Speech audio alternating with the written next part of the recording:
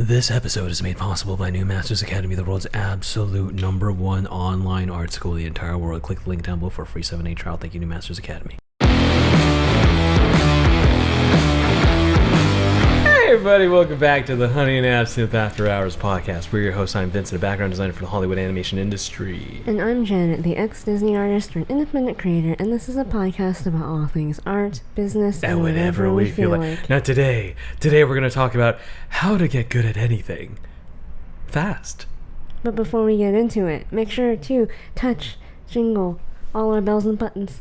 Please and thank you. Give us a little bit of a tootie-tootie-tootie-doo. It's good to see you again. You smell great. You look great. Oh my gosh. Your hair looks great. Summer's almost over. Smells like Pantene Provine. Yep. Well, today we are talking about this subject because I figured we realize that a lot of people who listen to this podcast really enjoy freedom and want freedom. Oh. They want financial freedom, freedom to do whatever the you want.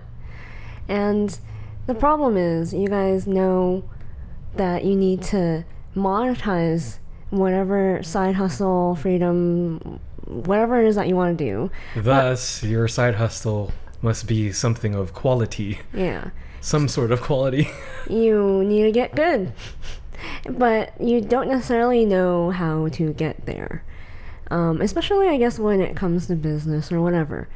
But we were thinking, we know exactly how to do that because we have done that many a time. Janet, what makes us qualified to talk about this topic? Well, I was thinking we have gotten good at whatever it is that we wanted to do in our lives and then monetized it in a very short amount of time. Like, we're still fairly young. I guess you guys can be the judge of that. And we've done it multiple times. Whether it was, our art careers or other things outside of it. I was thinking there's actually like a bunch of steps that are actually the entire learning process to getting good really, really fast. I feel like you can get good fast in like 6 months of doing anything. And it's all the same. Like if you've ever gotten good at one thing, just apply it to literally everything else in life and it works. And learning the one thing might take a while. But once you finally are at a place where you're like, I think I'm good at that thing, you'll realize getting good at, let's say, cooking or whatever, like a sport, a lot of the process, a lot of the mindset, same thing, right? Yeah. So for example, obviously we went to college and then we got our animation jobs. But then also, like, you got good at playing music. Oh, getting good at playing music? I wouldn't say that. Well, you can write music. That's more than most people. That's barely anything. I mean, I don't think I know how to write music. Well, actually, you know a lot more now. No, yeah, than most people, I think. I guess, but like it's because I was like, I feel like doing this one thing. Yeah, and I can't help whenever I play music that I can't help but see the connection between this path that I'm on and the previous path of drawing and painting and all that stuff. There's a lot of similarities in which, I have to be consistent. Everything that we're about to talk about, I have to, just remember to trust the process. Yeah.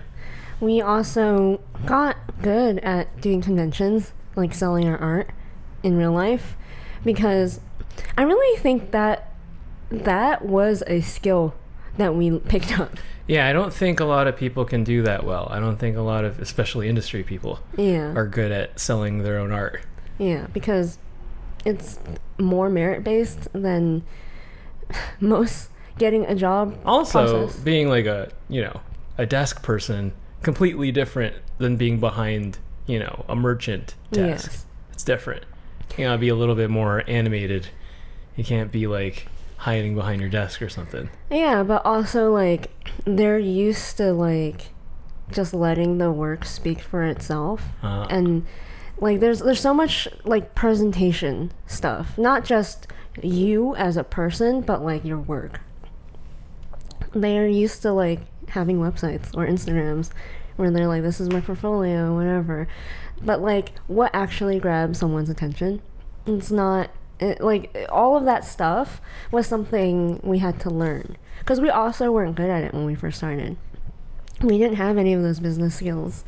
And I also have learned fairly well how to film YouTube videos and edit YouTube videos. Yeah, it's crazy. I mean, you can see everybody can watch Janet's progress from the very, very first video. Like last year to like this year. Yeah. There's like a huge amount of growth. And you keep going. Yeah. Now we're able to make these crazy establishing shots because of the drone. Yeah. The wretched drone.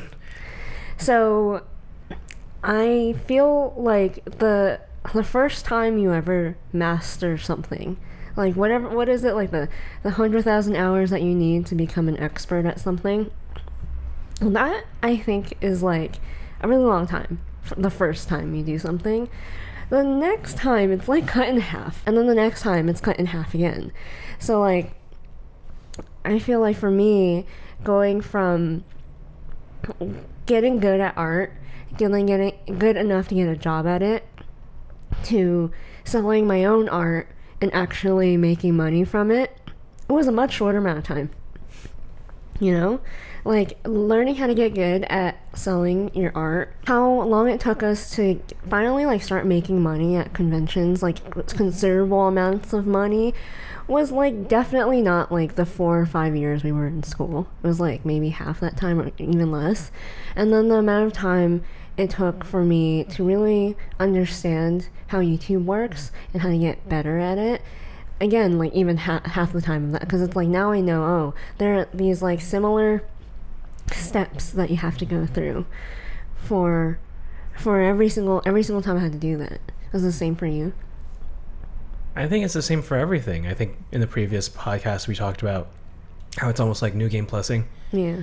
And I think recently you talked about how what we're doing these days, it's almost like Groundhog's Day. Yeah. Where, you know, I wish I had an infinite amount of days so I can learn how to, you know, read every book, you know, watch every movie, play every instrument, you know, all of that stuff. Yeah. But there's no reason why we can't do that today, now, you know, probably not as intense as Bill Murray did it in the movie, but, you know, a little bit every day goes a long way.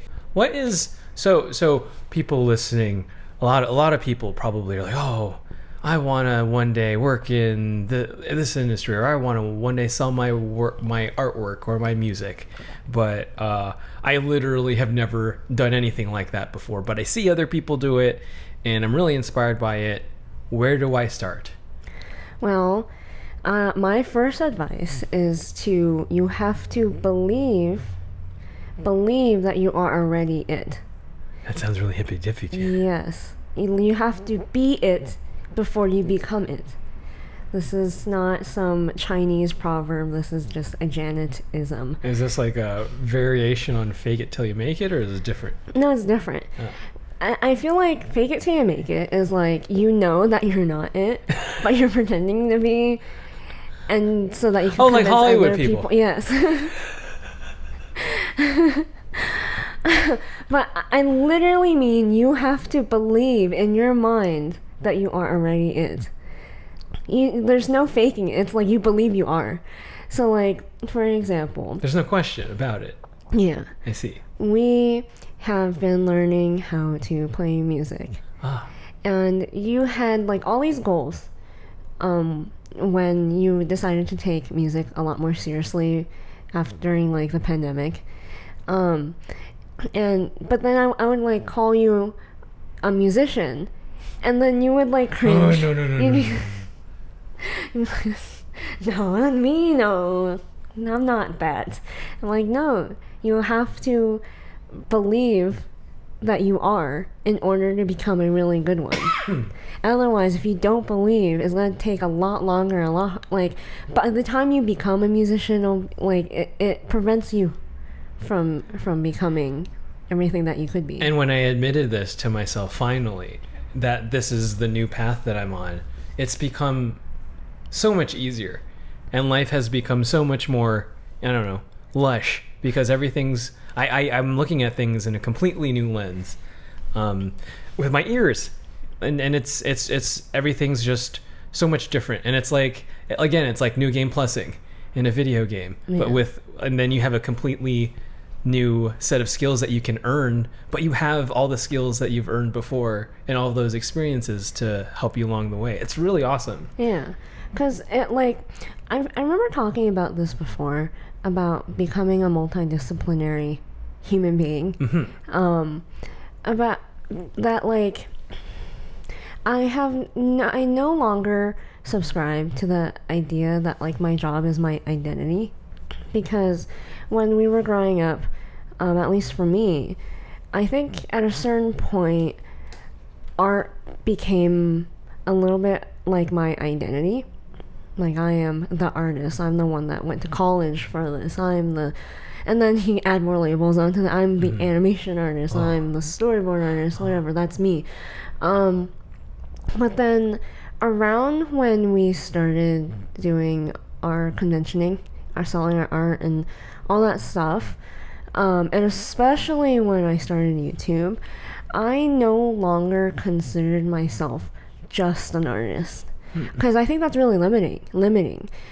If you just an artist in terms of like I paint and draw. Yeah, that's who I am. Yeah. Whereas like, you know, there are some crazy talented, successful human beings that are many things. Like, they are a professional athlete, but then they also have like this other job, but then they also are like good at this or whatever. Like, there are some like crazy superhuman human beings out there who are like that. And I realized that like, if I always considered myself just an artist, I would never, like, what if I want to become a business owner? What if you want to be a real estate agent? Yeah. And what if I want to become a director? Like, I think about how like certain people kind of jump to different careers later in life. Like, for example, like it's weird. It actually is very weird that Brad Bird went from animation to live action directing.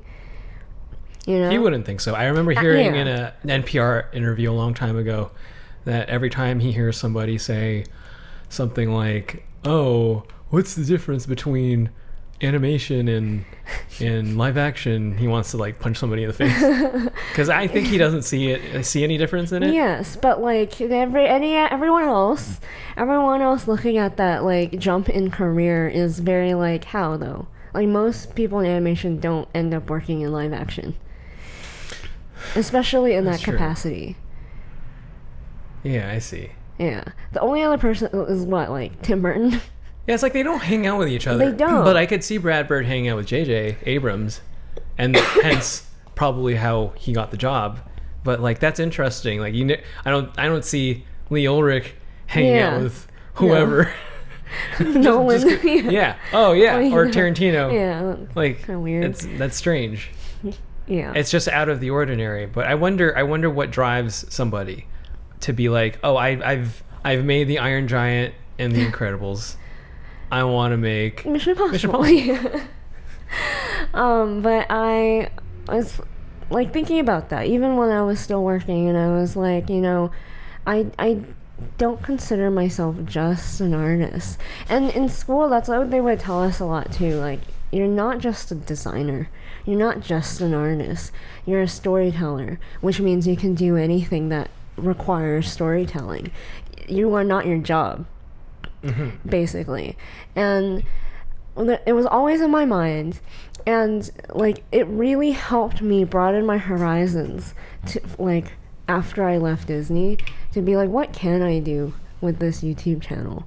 And interestingly enough, I had been drawing professionally for about almost 10 years at this point, that like, I don't really want to make drawing animation content. But it's pretty dope that you can do that stuff. Yeah, if you wanted it's to. a skill that I have. But then I was like, you know what skill I don't have? Like camera skills, speaking skills, the skill of YouTube, which is like a skill unto itself. Like there's so much about YouTube that has nothing to do with like just making good videos. So if I had always felt that I'm just an artist, I guess I would have just kept making art only content. But I'm so much more than that. I know a lot about finance. I know a lot about social media, business, that kind of stuff. And I had to change my mind to be like, I am no longer an artist anymore. And I had to think, I am a content creator now. Like I really had to believe really hard that that is who I am, in order to really comprehend all the things that like I have to be, I have to do. Like, what was it that because I was reading Atomic Habits, and what did that guy say again about this stuff? That like he compared it to exercise. Oh, that's that right. If you're an unfit person and you want to run, you don't want to say, I want to be fit, I want to be skinny or whatever. He said like you have to believe that you already are. And what would someone who's already fit do and think and live? What do they go running is an option in the morning, or do they go running is a necessity? And like do they get buckets of popcorn and put butter on it like me every time they go to the theater? Do they just not get anything? Yeah. Do they just enjoy the movie? Yeah, and like when you adopt that mindset, you behave differently because you know that like the lifestyle needs to change. It's not like, oh, if I just draw every single day, I'll become an artist. No, you draw every day because you are an artist. And it's that difference in thinking. Not the one day I'm going to do this and then one day I'll be it. Yeah, it's you already it. That's why you do it. I mean, that's why you're doing all these things, I assume. Why you're playing music or why you're drawing. Yeah. There's no amount of doing those things that's going to that will finally award you that title. Right? You are a fit person. Right. Or you're, like, you are an artist. So that would be my first advice. It sounds hippy dippy, but it's actually probably the most important one, because I definitely would not be where I'm at now in life if I didn't have that much confidence in myself, you know? Mm-hmm. The next step is to embrace the suck. Embrace the suck. Everybody, just hold it like a dear friend, because it's something you're gonna have to get used to. It doesn't matter if you start off and you want to draw, and then later in life when you're like 30, a bum like me, you want to be the next Gordon Ramsay, and you want to go to culinary school, or you want to take that super seriously. You want to make food for these rich people in Beverly Hills. You can do that. No one says you can't do that, but you will probably suck at it. But that's life, though. You're gonna suck at everything. And I remember one of our teachers from school told us one of the biggest reasons why people don't start again doing anything really is because they're too scared to start all over again, to start from zero, to be bad again. They know what it's like to go through the ridicule. So for example, imagine you're an artist and then you suddenly decide you want to be a comedian, right? You're like, oh, animation, I'm so sick of it, I'm so tired of kissing so-and-so's butt every day. I want to make people laugh, and I want people to enjoy my art, not the art I'm making for other people. You're probably not going to be really good at comedy. You're probably going to bomb. And that's why like comedians, like they romanticize the act of bombing. Yeah. I like the good ones. And it's strange because it's not like musicians like romanticize, when they bomb, because I think when they bomb, it's like physically hard to like listen to. Yeah. I mean, like comedy is kind of the same, but like it's not like abrasive sounds. But like that's just what you're gonna have to deal with for the rest of your life. And it's it sucks. I get it. I understand that, like, you know, you put your drawing out up there, people make fun of you, and then it hurts your self-esteem, and then you go, oh my god, I want to delete Instagram or delete my YouTube and I never want to draw again. But that's, you know, like, you know, Michael Caine, what do we do when we fall, broche? We get back up, Alfred. You gotta get back up there, kid, and you gotta get him again. Because, like, that's the barrier to entry. If it were so easy to become, an animation artist, a famous musician, Gordon Ramsay, then everybody would be Gordon Ramsay. The barrier of entry is the fact that most people in the world are too afraid and too scared and too embarrassed to fail. Yeah, which is why people quit. Yes. This is something that you had to tell me. I was like, why do people need to hear this? And then you're like, because this is the reason why most people quit before they even get good. And I was like, oh. Janet doesn't have this problem. She doesn't have any. Janet has no sense of what is it? What do you call that? Self-consciousness. Oh, yes. About making art or doing work or her presentation or the way she looks. She is just unabashedly, apologetically, whatever it is.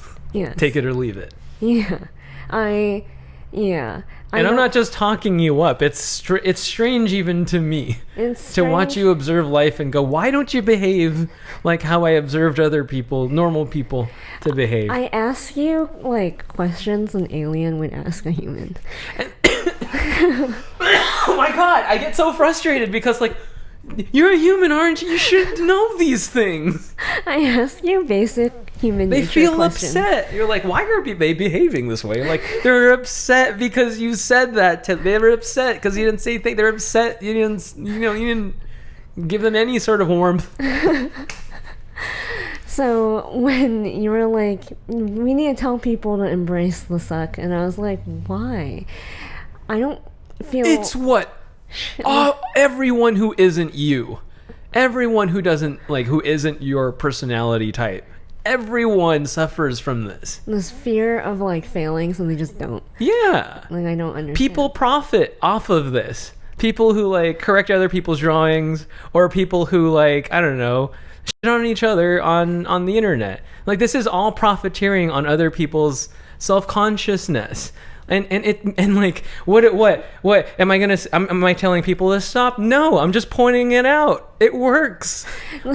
It fucking works. Randomly, that just reminded me about how usually when people show you their portfolio, when we would be at CTN or Lightbox, we would get a lot of portfolios shown to us by aspiring art students. Yes. And I treated it like someone was asking me to critique their portfolio, because that's what it was. What I had to learn, after much hurting many a student's feelings, that's not what they're asking. Even though that's literally what they're asking, that's not what they're asking. They're looking for some kind of human validation. That's it. The V word. Is exactly what it is. Validation. People that like a student. Even I remember. I don't fool me, students. I was once you. You can't be like, no, that's not what it is. I know exactly what it is. I've been you once. When I was a student, I would show, especially in my first few CTNs, where it's just like, you know. It's different when you're kind of serious, and it's different when you're like, I need to eat. Yes, serious. Yes. But like when you're young, I'm about to graduate Cal Arts, kind of serious. Yeah. It's like all you want to do is show your portfolio to some in the industry, and have them go, "You did good, kid." Because that's all you want to hear. That you want to hear as a young person, you're off to the right track. You want to know. You don't want to know, but like if something happens and someone tells you you're not on the right track, quit, and then like, you know, pick something else, at least you know. But like when you're young, and when you're that young and you're that like hopeful and you're shy and you're not really like sure of yourself, you're like 19, 20 years old and this is like your first light box or virtual light box or virtual CTN, whatever the heck it is. Now, yeah. It is now. All you want to do is have someone go, you're doing all right. But like the problem is that's not what that's not what you even think to do. That's not even something you consider, really. Yeah, I don't. Like in normal, most interactions in life require that like reading between the lines. I don't have that capability. I literally don't. I don't know what's wrong with me, but like that's why when we first started dating, you thought I was like, playing the game. The, like, she's playing hard to get. Yeah, no, she's playing hard to get. I'm just it's just faulty. Yeah. I'm broken. Faulty human. So like these hopefuls would tell me, I want you to critique my portfolio, and I'm like, okay, they want me to critique their portfolio. It's like carpet bombs. Carpet bombs. Just like and they're like, this is what you could do better. And this is like, that's what I'm thinking in my head. Like, oh, if I were this is because I'm not a normal human being. I have to remind myself, I can't go, if it were me, because they're not me. And I'm very abnormal. My reaction is not most people's reaction. So when I go and like get a portfolio review, I literally want a portfolio review. I want you to tell me what I can do better. I'm not trying to ask for validation. I'm not trying to ask for a job. I'm literally like, is it good? I was like, if it were me, they genuinely would want to know.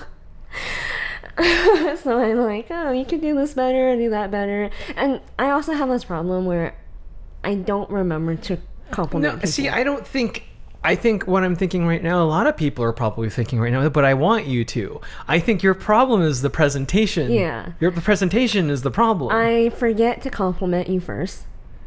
Like, that's like critique etiquette, that you have to compliment them first of something they did right before you tell them something they could improve. I always jump to, let me tell you how to improve, because that's, in my opinion, the most important thing.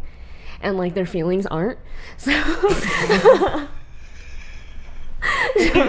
I just finished Breaking the Habit of Being Yourself by Dr. Joe Dispenza, and it is a fantastic, fantastic book that helps you become a better version of yourself. If you don't already have an Audible subscription, head over to audibletrial.com/the Honey and Absinthe podcast, where you will get 1 free audiobook or 2 free Audible original audiobooks. That's 3 audiobooks in total. That's audibletrial.com/the Honey and Absinthe podcast. So I have had to learn the hard way after, like, when you see people's face kind of like. So explain to the audience what happens, what usually happens. Because a lot of the times when this happens, I literally have to, like, let's say we're at CTN. I remember this, like, this happening. Or even, I think this happened in the last light box, the only light box, where we were at, where you were critiquing somebody, and, like, I heard how it was going, and I had to stand up and then look at my phone and then walk away, because I was just like, this is horrible. I don't want to be here. And I certainly don't want to be that person you're talking to. Jesus Christ. I think only very few people can read me when I am critiquing you. You, the royal you.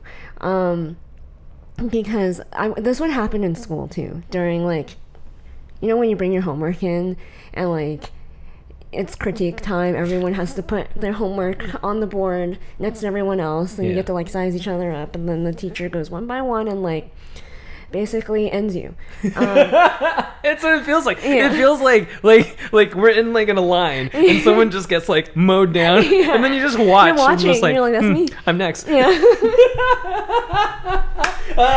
Man. Okay. I'm gonna cut it. Okay, PTSD. Digital painting class where we're just like, it's 11 o'clock. Why is class still happening? Wait, why is it? And it's not my turn yet. Jesus Christ. And then what's worse is when like the teacher usually opens it up to the class, so like your classmates also join in. It's just like the ending of Requiem for a Dream. Make it stop.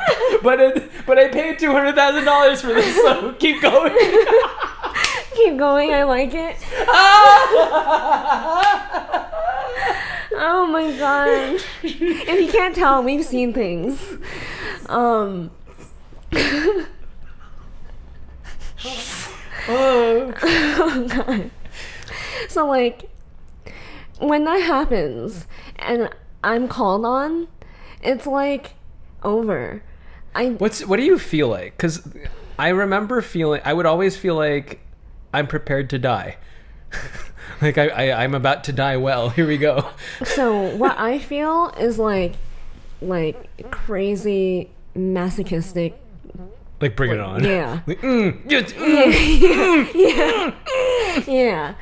Take So it. I'm not normal, which is why this happens. Is that all you got, motherfucker? So like when the teacher's like, yeah, what do you think about this person's homework? I go in and I'm like, this and this and this. You can do this better. You can do this better. You can, like, the list goes on and on and on and on until there's this one class where there's this one teacher that people particularly are scared of because he has an anger issue. You're best buddies with him. But he really likes me, and he had to stop me. And then I looked over at the person I was critiquing, and it looked like I made them cry. Wait, he told you to stop? Yeah, he told me to stop because I didn't realize. Because he's usually the one making people cry. Yeah. Like this person, he was like starting to well up. And then Were you his TA or this was part of class? No, it was part of class. And he called on me, told me to like critique the person's work, so I did. And then I felt really bad after. I was like, oh, I'm a fucking idiot. Like I should have like looked over at his face and been like, oh, shit, okay, oops. I I'll spent stop. all night on this. Yeah. I didn't see my family. I missed the Moon Festival with my family. But the thing is, like, that's school, and that's like our school. So I thought that was normal. And then when we go to CTN or Livebox, and people would literally ask me to do the same exact thing, I would do that. Again, I'd rattle off all the things that you need to improve, and then I would look up. You're gone. Yeah, I don't want to be there. And this person's... I'm not going to help you or that other person. I'm out of here. This person's like, thank you. And then they grab it and they like walk away. But then, you know, the more times I had to do this, I got a lot better at it. So like, I'll still critique you, but I'd be much more gentler, start with a compliment. I understand now because you have trained me to understand certain things about people. Humans, Yeah. that like what they're asking of me is not what they're actually asking of me. That like I now know like there are a list of actions, like person I meet in real life does this, it actually means this. So I actually say this and not what I actually wanted to say. Yes, that's exactly right. Oh man, if you learned a little bit more, you probably stayed in Hollywood longer. Probably, yeah. Probably, maybe. But yeah. So just random story of life and times of Janet Chan. You suck.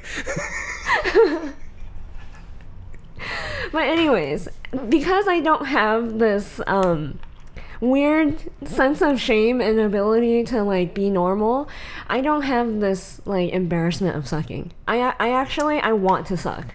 Because I know that's like the first step before getting good. You have to. If you're proud of the fact that you suck at whatever it is that you do, and you're fine with it, that makes it so much easier to admit to yourself, like, I need to do this. I need to like practice more Yeah. or whatever. But if you're in denial, you don't even know. You don't even know if you suck or not. Then you haven't even started. The next thing you should do is to find someone, a professional, to teach you. And I mean this in like both like online courses, YouTube videos, an actual class or a teacher that you hire. Private lesson, yeah. Yeah. Because I think there's a lot of people that take pride in like, oh, I'm self-taught. yeah. And I think that's not something to take pride in. Oh, I wouldn't go that far. But it's like, I don't know. I just feel like you probably learned a lot of things that really work for you. But especially in terms of art and music, you're a lot of the times you're not in that functional position where you're able to work with others or adapt to a style. For example, if you're someone who's self-taught, has a very strong style, well, I mean, you could get hired for your style, but then what happens when you want to work for, another show just to eat? And that's you're gonna have a hard time. To me, it just sounds like, oh, I didn't want to get help. Like it just sounds like someone who... Some sort of pride thing. Yeah. That's why I don't like the idea of... Like, technically, I'm self-taught in a lot of things, but I don't take pride in, like, oh, I taught myself how to do all that. It was like... If I were to have a private tutor, a private aficionado in the thing that I'm trying to learn about, I would prefer that person teach me. Yeah.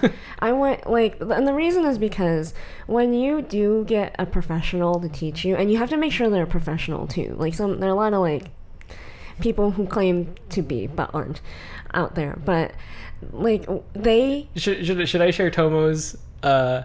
Oh yeah, spiel? Sure, yeah. So Tomo Fujita, who here on YouTube, who teaches guitar, taught John Mayer, teaches at Berkeley. He tells a story often why like he gets a lot of students who you'd imagine a generation of YouTube. There's a generation of musicians who learned from YouTube, who happen to like I said, know how to do certain things really well, but aren't organized and aren't in that position where they're able to like work with other artists. And what happens is, what Tomo says is that like there's a lot of information, and us guitarists, there's no like proper accreditation, there's no certificate. Anyone could teach it. Yeah. So he says lots of bad information, lots and lots of bad information, and like that, I mean, like how would a normal person know what's bad information, right? Yeah. But then like that's where you have to have responsibility to look up and put your research in and be like, okay, is this a teacher that I want to invest my money in? Yeah. Like, is this the person for me? Do they have the expertise or experience that I'm looking for to teach anything about anything? And the reason why you should seek those people out though is because they have done it already, made all the mistakes, so you don't have to. A good teacher will tell you, like, I don't like the term shortcuts, but they'll tell you the most important things you need to know to get to where you need to be fast. So you and I, especially you, what have you been doing for the past month? I've been playing piano. I didn't know how to, like, a few weeks ago. And now... Like, you're really trying to learn piano? Yes. How do you make a chord? What's a chord? A chord is a first, third, and fifth. How do you minor that chord? You flat the third. What's a seventh? You add the 7. How many sharps in a G scale? 1. How many sharps? Okay. Yeah, so you're learning all of this stuff, and then, like, we're kind of learning it bits and pieces on our own and whatever. But then I was just like, oh, Beato has a basics of, like, literally an hour and 40-minute like lecture on basics of music theory. And what did you think? It was like, wow. He's like, all you have to, the only person you have to. Yeah, it's so organized. Yeah, like, oh, wow. It's like, oh, so that's what it is. Yeah. Oh, so instead of learning, like trying to read through 5 different Wikipedia and watch 5 different YouTube videos. Yeah, 10 other YouTube videos. You can just go to this one. Yeah. Because he just summarized all of them. And that is what you try to look for in a good teacher. Yeah. Someone who just organizes everything. Someone who just like makes it, as plain, as common sense as it could be for you to digest the information as quickly as possible. Yeah. And they know, like, I've noticed good teachers do this thing where they're like, Technically, it's because of this, but you don't need to know that. It's fluff. And then I go like, I kind of do want to know, but you also, like, when I do find out what they're actually talking, I'm like, yeah, I didn't really need to know that. And, like, it's the teachers that really know how to edit down. And they edit to, like, literally, this is step 1, 2, 3, 4, and 5. If you just do all of this for, like, 6 months, you're good. Because most things aren't that complicated. Most things they're complicated to do, but they're not complicated to tell someone how to do. Which is the benefit of, like, an in-person teacher, is that they're, like, making sure you're doing whatever. There's accountability, yeah, right? Accountability. But technically, if you don't need that, all you need is literally steps 1 through 10 or whatever it is, and be like, okay, bye, see ya, and then you can do it yourself. I guess that's what a lot of people mean by, like, self-taught. But I think more times than not, when people say that, it's like a pride thing. I'm like, man, just what you're telling me is you didn't have the money or the know-how to go hire someone much better than you to teach you how to do it to get there, like, 2 times faster. To me, that's what that is. For example, you basically made me take vocal lessons. I made you. That's true. I did make you because I was like, you're a YouTube now. You're a YouTuber now. Yeah, and using your voice a lot. You gotta protect the voice. I am not very, like, scared or ashamed of a lot of things, but I was really, like, hesitant to do it because of prior experiences.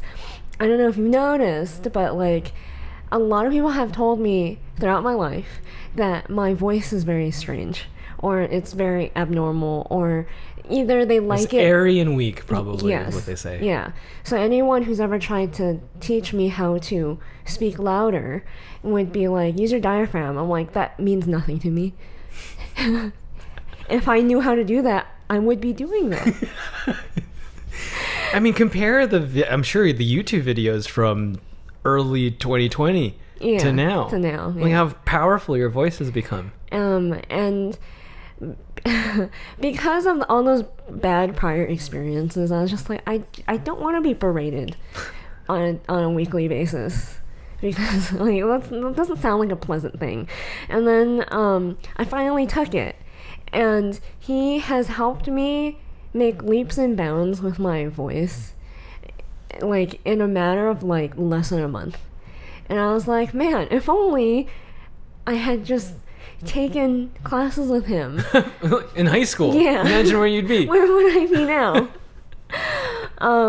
But that is an example of, like, I was an idiot. I should have asked for help a lot sooner. And that's like the important, like, that's how you get really, really, really fast, really good, really fast. Yeah. And then the next thing that you have to do is, kind of with the help of your professional, or maybe if you're on your own doing it through YouTube, to, like, find what I call keystone habits.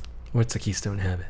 It's basically everything that you do, only like maybe 10% of what you do is contributing to the bulk of what's working.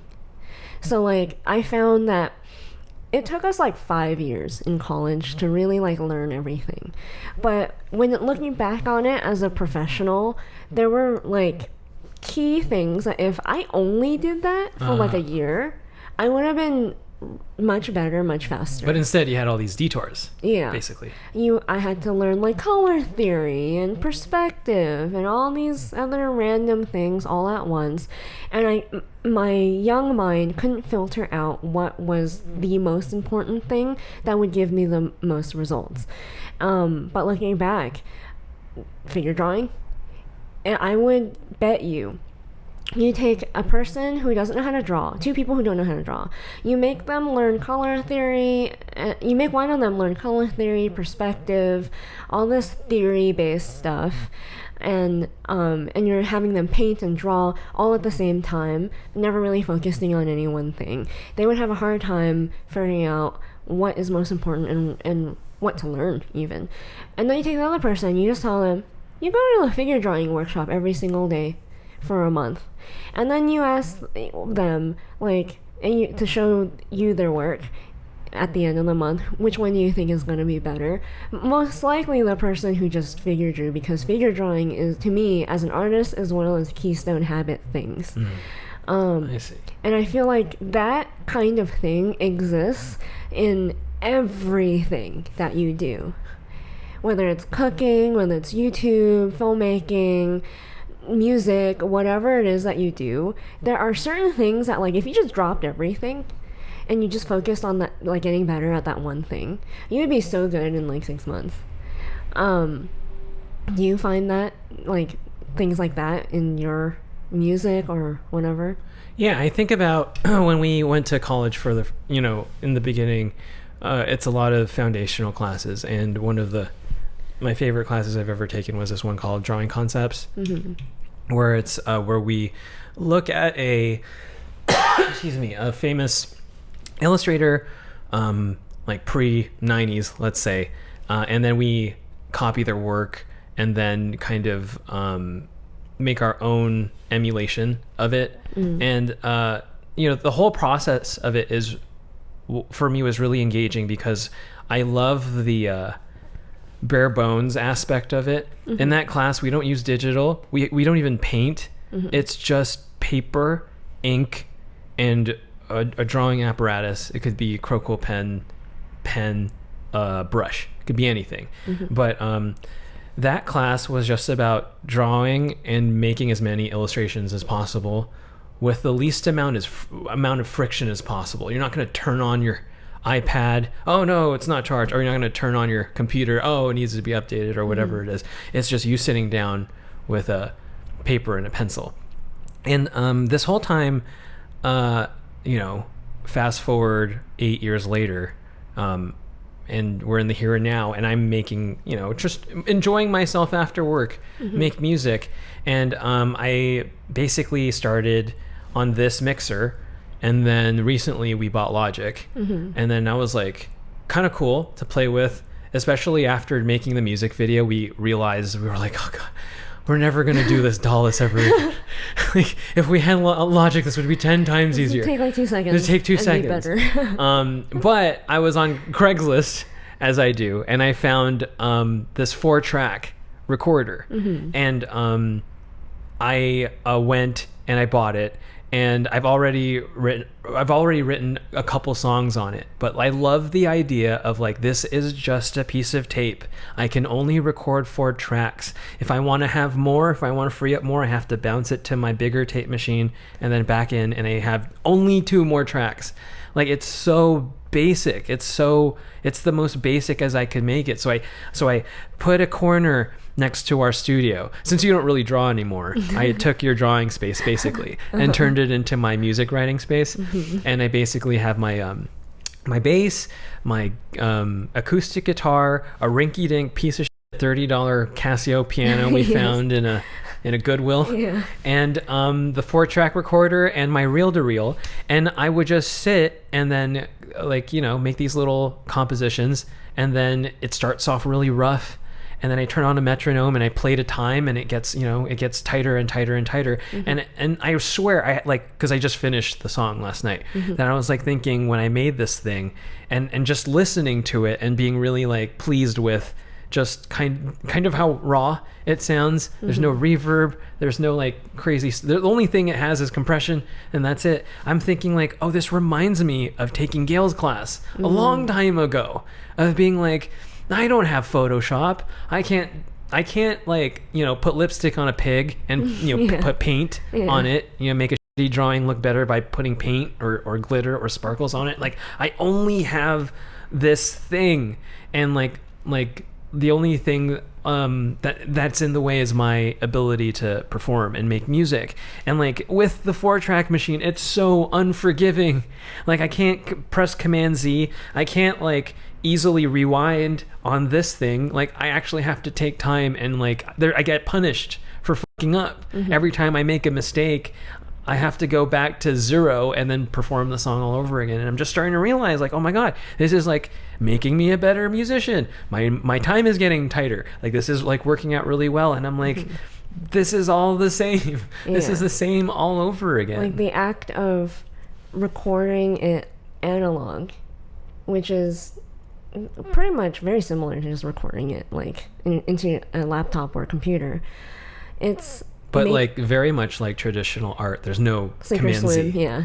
And like you have to commit. And it's that kind of stuff that makes you a better musician faster. Yeah, because I could imagine if I were producing something and I'm already learning so much about mixing. Yeah. Like in this, for example, this mixer has like 3 knobs, like one for like the mid tones and then the highs and the lows. Yeah. The 4-track cassette, it only has 2 knobs, one for highs and lows. And like I was like, oh man, that sucks. I don't have a middle knob. Yeah. But then I was like, oh no, this is so freeing.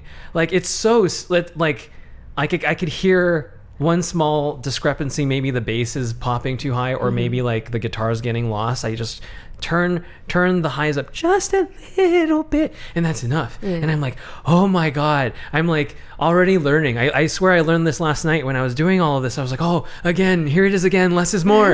again I'm learning the same lesson I learned in art. Less is more. Yeah. Man.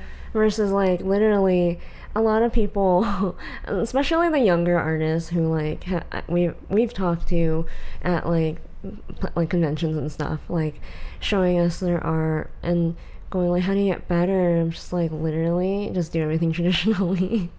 That's how you get better. Which I think just like it's so simple because It's so simple. Like let's say in Logic, you could just like play a MIDI note and you could scoot it. Yeah. So easy. Yeah. But like when I up, I have to start from the beginning all over again. And when you have those limitations, you work differently because you realize you have to be more competent in a way. Organized. Yeah. And it really solidifies what is actually the most important thing. Whereas like if you had undo forever, then you never learn those things. It's literally the same for like, because we learned that early on when it comes to like art, you learn it. I mean, we both had played music a little bit when we were younger. We both learned that with music, and then it's the same for me with like YouTube. That like every single time I hit like a plateau of like I don't know how to get better, it always goes back to like maybe I should go back to the beginning and go back to see like what did I not know how to do then and how do I like make it better. And it's always like, oh, I need to learn how to use my camera better, I need to learn how to light better, I need to learn how to come up with ideas better. Like it's this more like foundational, bare bones, basics, beginner stuff that you always go back to, so that you can like go even faster forward to like really, really improve. And then the next thing you should do that I didn't realize until I really had to think about it is to find a like-minded person. Yeah, I feel like a lot of some people need like a group, a community, but especially with you, I've always felt like I just need one other person to bounce my ideas or just to have a good old like, oh, looky, I made this thing, what do you think? Yeah. And I do that with everything. I literally do that with like work, with art, with music, with everything. Even do that with cooking with me. Like, oh, how's this recipe? Yeah. I don't know if you have noticed, but I am a very antisocial, disagreeable human being that a lot of people don't like. And I think it is probably worse in real life. And I always thought like, oh, I don't need anybody. But with you, it's different. With you, I can literally go to you about anything that I want to do or am doing, and you'll give me much needed advice because you're literally the polar opposite of me. So how do I help you in like, let's say in the edit, let's say? Well, I am someone who thinks most about, is this video informative? Is this clear? Are people understanding what I'm trying to say? Is it entertaining? Whereas with you, you have a more nuanced lens on it. You try to make sure I'm not going to offend anyone. You you give me ideas that I wouldn't normally have thought of, and usually they're the more work intensive ideas, which is why I didn't do it. Usually, like, oh, you should film this extra B-roll or whatever, and I'm just like, I'm lazy, I don't wanna. But then when I do it, it helps it become 1,000 times better. And it's stuff like that I definitely don't think we would have gotten. Even, like, I don't think our YouTube channel would have grown as fast without your input. Like, if I were alone, if I were single in, like, some alternate reality and I was doing this. You think so? Yeah. Wow. I mean, I probably would have worked myself to death, and I'd probably still be very unhappy, because I chase after, like, views and all that stuff, but with, like, for conventioning, for example, as well, we definitely, without each other's input, we wouldn't have learned how to do that as fast.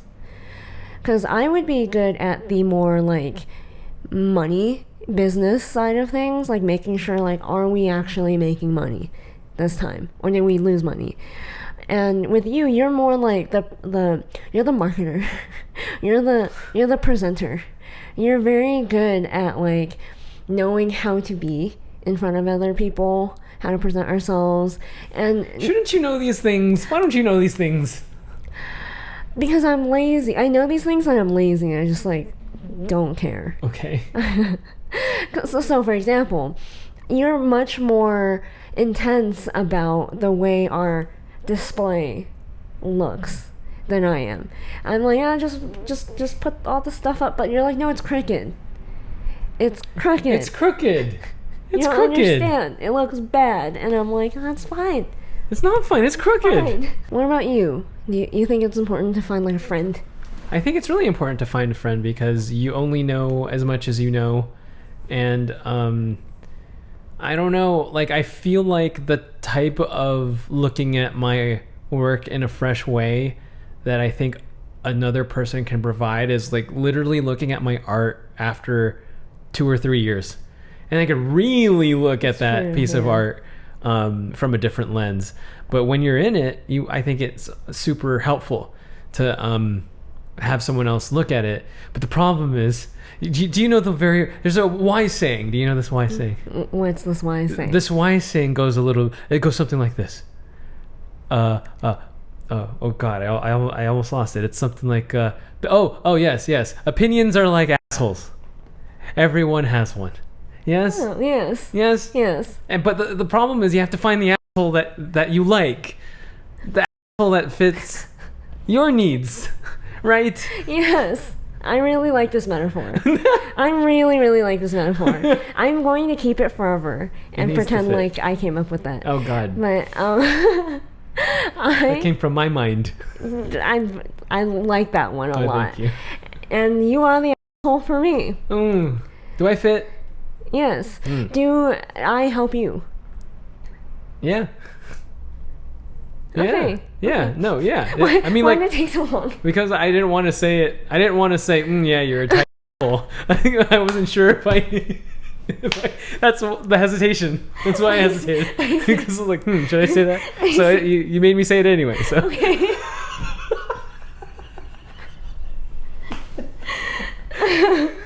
I was like, I thought you were like, no, you don't.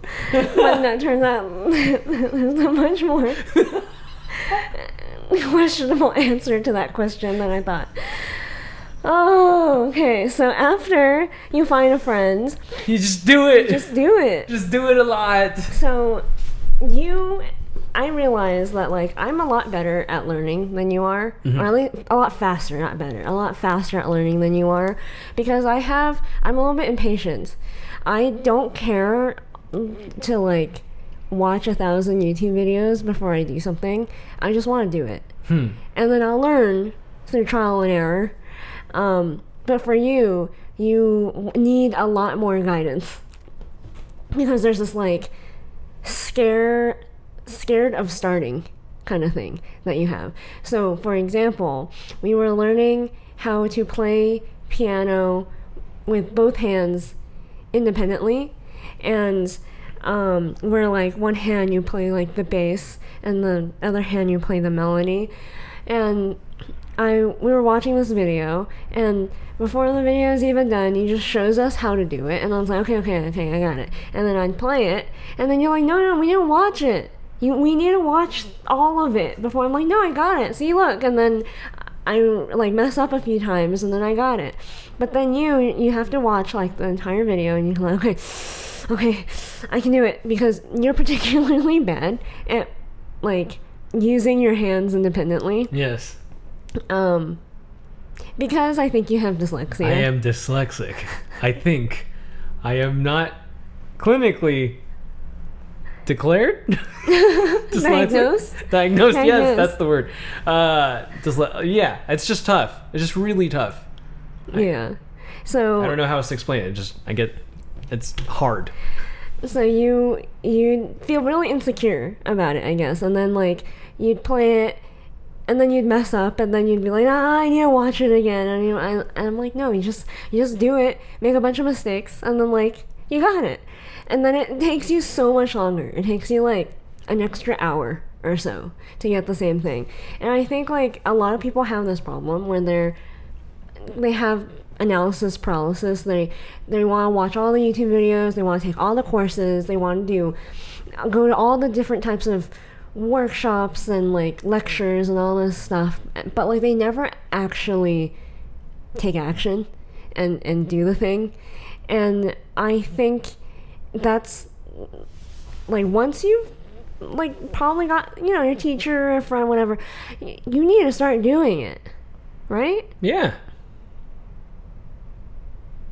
A lot.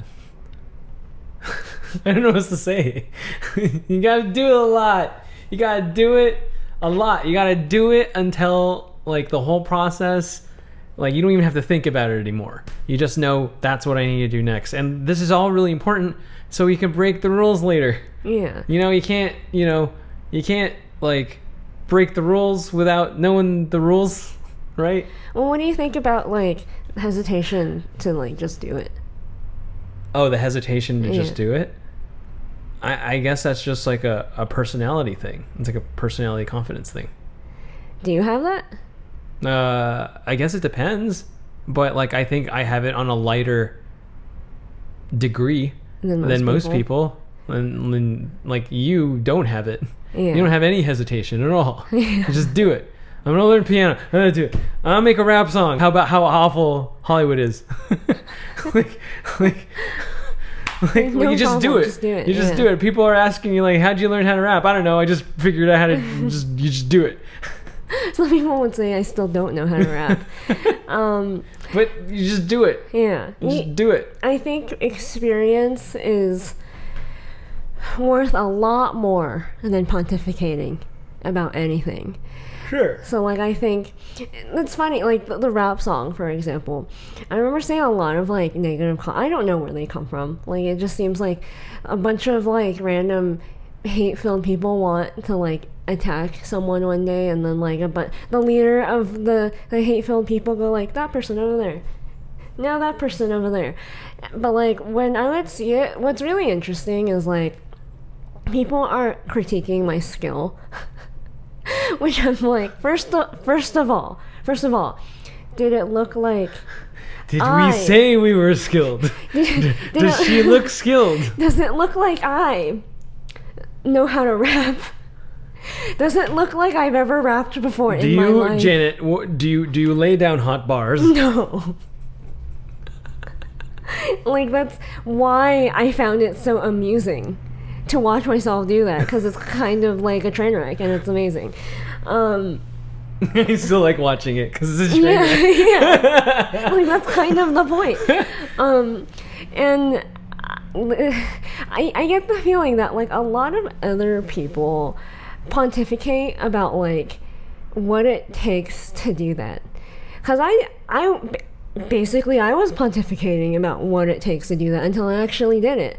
But I was like, none of you guys know how to do any of this. Not even like the slightest. So I was just kind of like, and yet you think you do. Oh, so many young Zoomers we bought gear from. Oh yes. a lot of so while we were learning how to produce music, we went on a whole gas journey. Gear acquisition journey.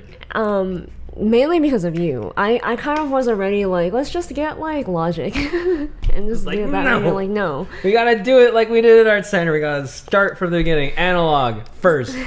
So you went on this whole journey, and especially you have this thing where you like old things. You hate new things.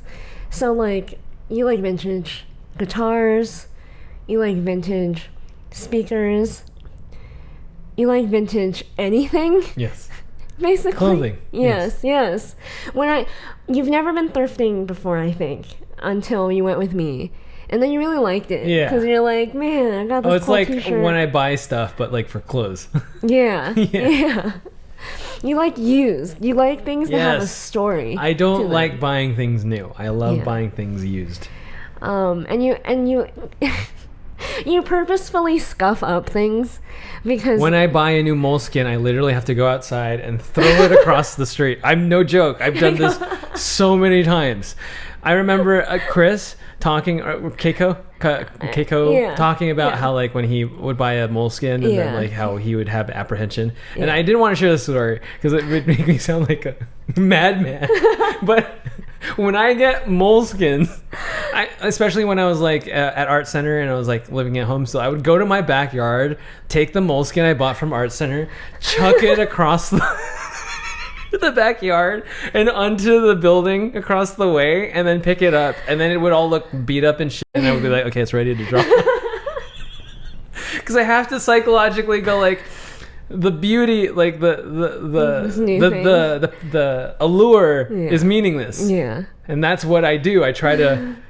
You beat it up. They need you know what fucking Moleskine needs to do? They need to make. Oh god, fake. No, they need to make like pre-worn sketchbooks. I would pay $10 more on top of the $20 for a Moleskine if they broke it in for me. I bet you if someone makes that company, it would do very well. I would buy all your sketchbooks, and I don't even draw anymore. Pre-worn, like fancy, like you pay luxury prices for that.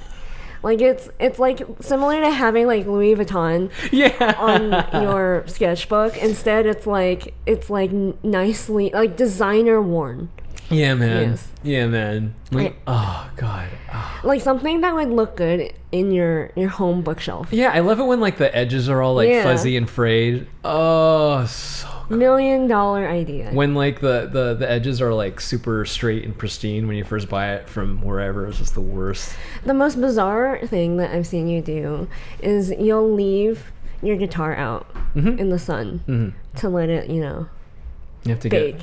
It needs to get the sun earth, damage, the earth. I don't do that to my Gibsons though, but I do tell my Fenders I literally leave them outside. And you told me. I didn't believe you because I was like, what? Why wouldn't they do that? There are guitars that are like pre-worn with like cracks and stuff. I'm sure a lot of the guitar players are like, yes. And I was like, what? They either want a custom shop Fender or they have one already. And it's literally that. It's like as if Moleskine were to sell pre-worn. That's why I'm like, yeah, they would make a lot of money. I would buy that mold. I'm telling you, Moleskine. Why were we on this topic? Anyways. I forgot. Just do it and do it a lot. But then if you gotta throw your sketchbook across the way just for you to start and just do it, and then do it. Just do it. I guarantee you, someone who knows absolutely nothing but just like, let's say about YouTube, someone who knows absolutely nothing about YouTube but just like, okay, I'll just make a YouTube video every single day, they will probably learn more about how YouTube works than you, who is too scared and is taking a bunch of courses or learning all these things on YouTube about YouTube. Just do it. You'll probably learn more that way. And then the next thing you should do, counterintuitive. Stop doing it. Stop doing is the most important part of doing it. Yeah. Because it's sort of like exercise. Yeah. You can't have the muscles heal if you don't stop doing it. And you need to stop doing it and you need to digest it. You need to like let the information soak in and you need to like analyze did what you just do anything, and like, is it working? It also helps me recall everything I just learned. Yeah. To like kind of like, oh, Put I'm it gonna away. go hang out with my friends. Yeah. And then the next day you're like, huh, what did I learn again? Oh, time to review. All Yeah. that stuff. That's why actually now, with my approach to learning piano, I limit myself to basically an hour every day. Yeah. And when I was younger, when I wanted to get really good at doing something, let's say like art or something, I would go intense about it, and I'd be like, I have to do it every day, all day, every day, until my arm falls off. And then I have to keep doing it. And then that I realized later on is not healthy, and it also like didn't do what I wanted. Like, you think like, oh, if I just put in more time, more hours, more effort, I will get better, but for some reason your brain doesn't work that way. I found that like by just doing piano an hour a day, I am learning faster than if I just did it for 3 hours, because there's some days where I spend more time, but then I find that the next day I can't recall most of it anyways. I have to like review. Versus if I just did it for an hour really intensely, the next day I feel like I remember everything, and I also have gotten a lot better, oddly enough. And I think about this classmate of ours that we knew, and like, she worked really hard, like really, really, really hard. But for a really long time, I really didn't understand why she wasn't really getting all that much better. I don't know if you guys know anybody in your life like this, or maybe you are that person, where like you put in a lot of effort, but it doesn't seem like you're getting anywhere. Like, you're doing everything right. You have the teachers, you have the friends, you have the doing it. You're doing it, but I think it's because this person. I wonder if it's because she never really like looked back and checked if what she was doing was actually helping. Because like sometimes we can get into this cycle of, I just need repetition, right? I understand practice makes perfect, so you do it a lot, but then you're not getting better, and it could be that like you're doing the wrong thing, or you're not doing something as well as you could, and you really need to stop and just think. Just think about what it is that you're doing. That's why one of our teachers, like, I think his favorite phrase is like, work smart, not hard.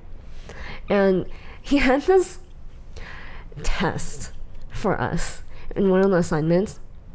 What he has you do, like, you have to do these like charcoal t-shirt drawings. You have to like use charcoal to draw these t-shirts that you hang up.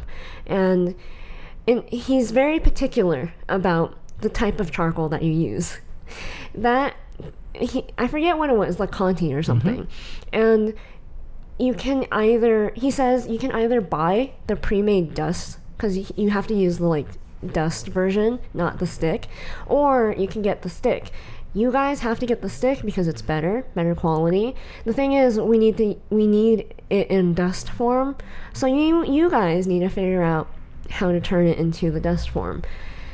It takes a long time because you need a lot. You're going to be doing all of these drawings, so you can either sit there and just like scrub it on sandpaper or some kind of thing, grinder for hours on end, and which is what I did. Make the dust 3 o'clock in the morning, baby. Or you can figure out a smarter way of doing it, because work smart, not hard, you guys. And then he's like, I'm not gonna tell you how to do it, and you just gotta figure it out. But I will just say, someone has tried using a blender before, and it didn't work out very well. So you figure it out. So don't do that.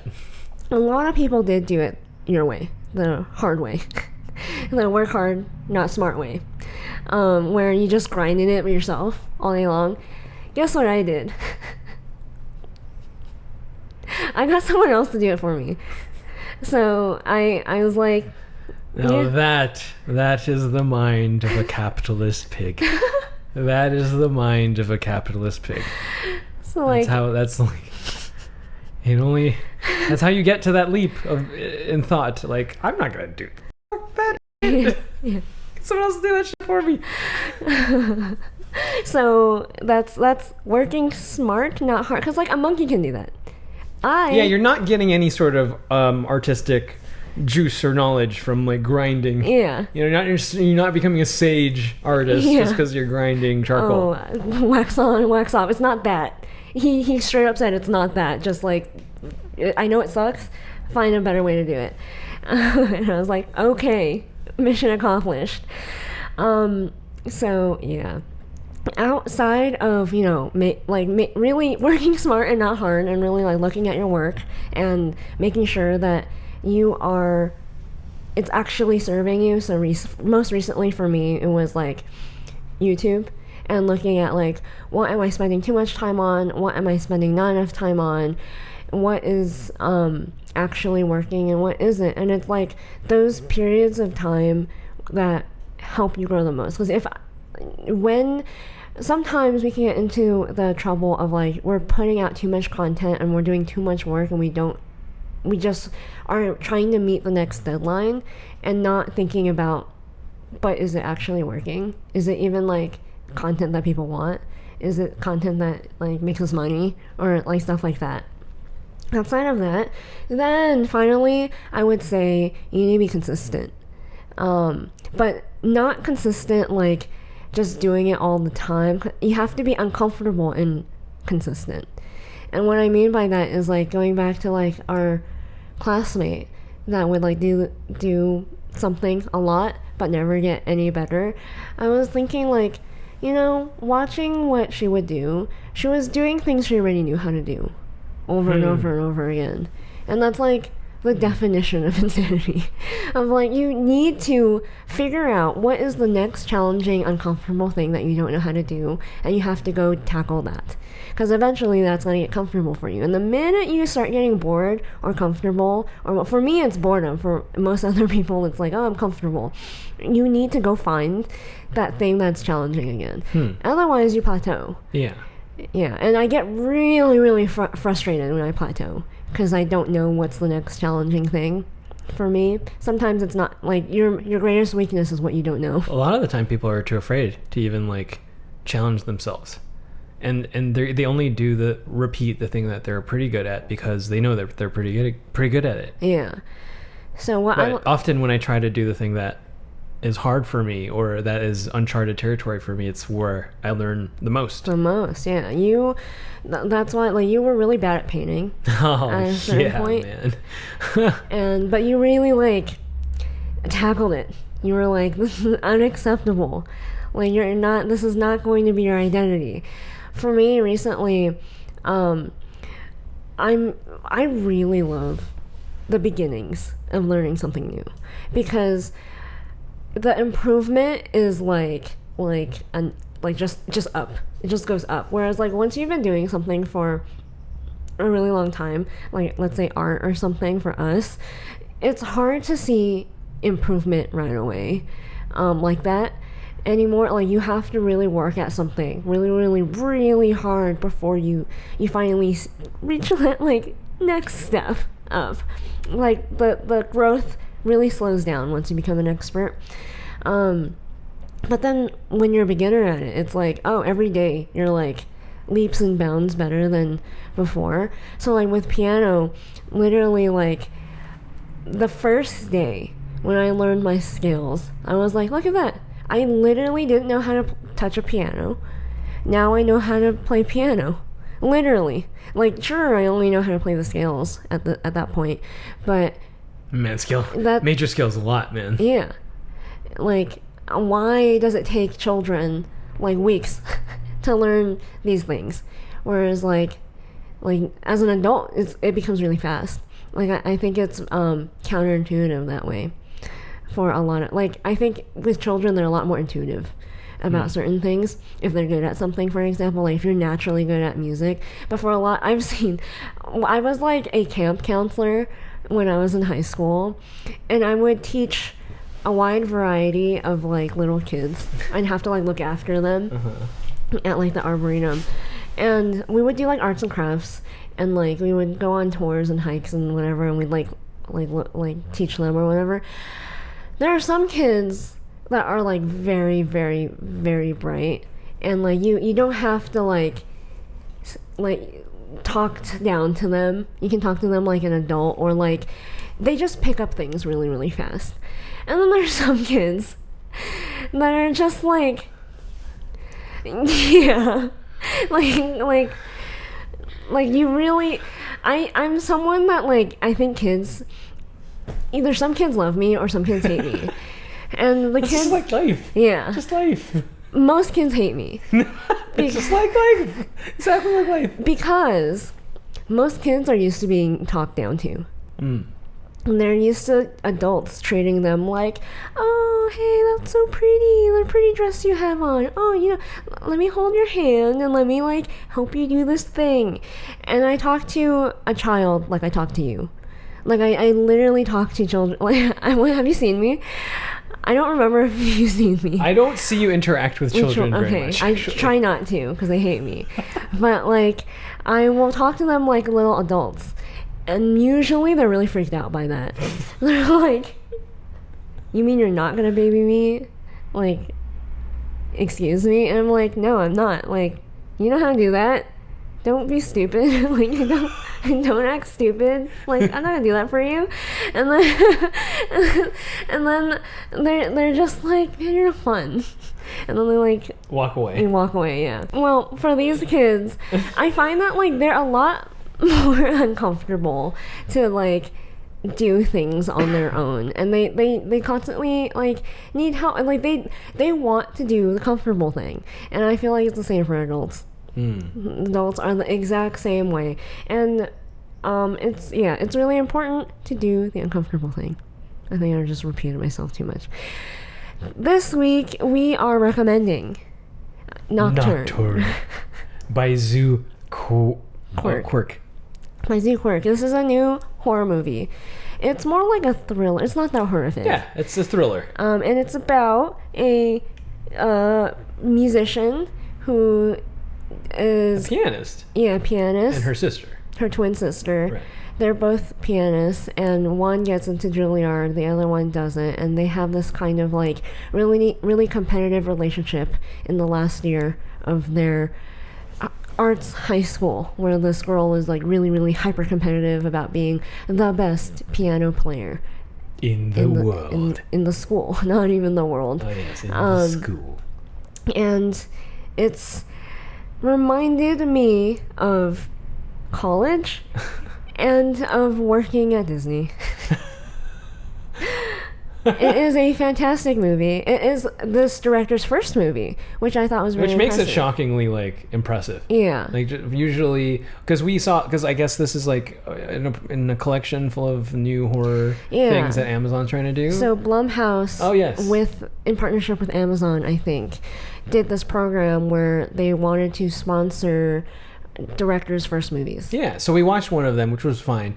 But this one was the one where, like, wait, this is this person's first movie? This is really good for a first movie. Yeah, we watched the anthology or whatever it was, and we thought most of them were fine. But, like, her movie was like, oh, wow. And we didn't realize it was this anthology thing full of first-time directors.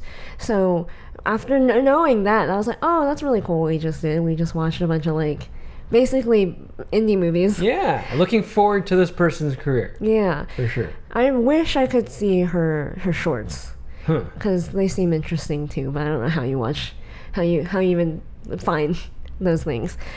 If you like this episode, hit like, subscribe, head over to these other episodes here to binge all our other episodes, and we will see you next time. Bye bye.